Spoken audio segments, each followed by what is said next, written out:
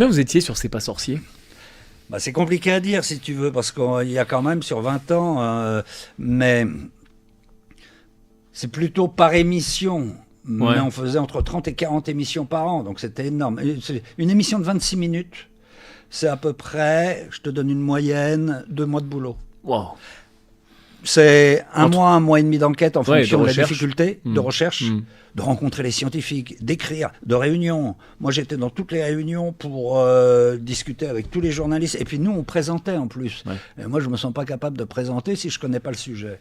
Donc, on passait beaucoup de temps dans les réunions, dans les écritures, etc. Et tout. Après ça, tu as la phase de tournage. Il y avait toujours les tournages extérieurs qui étaient ou Sabine ou moi avant Jamy, et Jamy qui était la dernière partie d'enregistrement.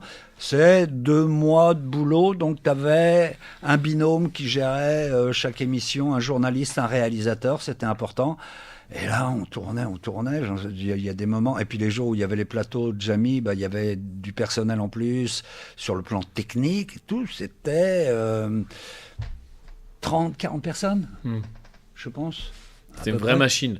Et nous, on voyait le produit fini, la belle émission, mais en fait, vous étiez toujours en parallèle en train de tourner des bouts d'émissions, en train d'écrire des bouts d'émissions. Ouais, il y en a un qui terminait une émission sur la Lune, alors que l'autre, il était déjà dans l'intelligence artificielle, et puis l'autre dans... Ouais. Ah, ça devait être une gestion. Mais c'est intéressant intellectuellement. T'apprends plein de choses. Et c'est pour ça, tout à l'heure, je disais que c'est un beau métier. Moi, je pense que le plus beau côté de notre travail, c'est tout ce qu'on apprend. Tout ce qu'on peut apprendre au contact des gens, quoi. On s'enrichit. Donc après, tu as forcément envie de le partager. Tu dois connaître tout le monde, là. T'as rencontré combien de scientifiques, Non, parce que le problème, si tu veux, là-dedans... Oui, bien sûr qu'on a rencontré énormément de monde et que j'ai rencontré beaucoup de monde. Mais ça, c'est un petit peu la frustration du métier aussi. Parfois, c'est que tu les rencontres trop vite. Ça passe trop vite. Tu rencontres un scientifique, ou parfois, tu as même... presque l'impression, t'as presque honte, t'as presque l'impression, tu vas passer 2-3 jours. Moi, par exemple, un C'est pas sorcier, c'était 3 jours de tournage extérieur.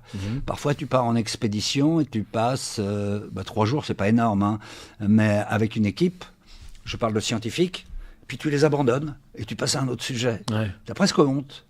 Et puis en plus de ça, tu te dis, c'est con, quoi. Et on avait plein de choses à se raconter. Ouais, t'aimerais savoir ce qui se passe. Encore.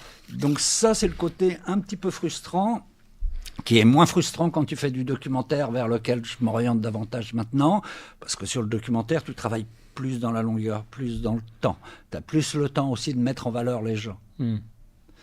Donc ouais, tu rencontres beaucoup de monde, tu t'enrichis, tu apprends beaucoup, mais ouais, des fois ça passe trop vite.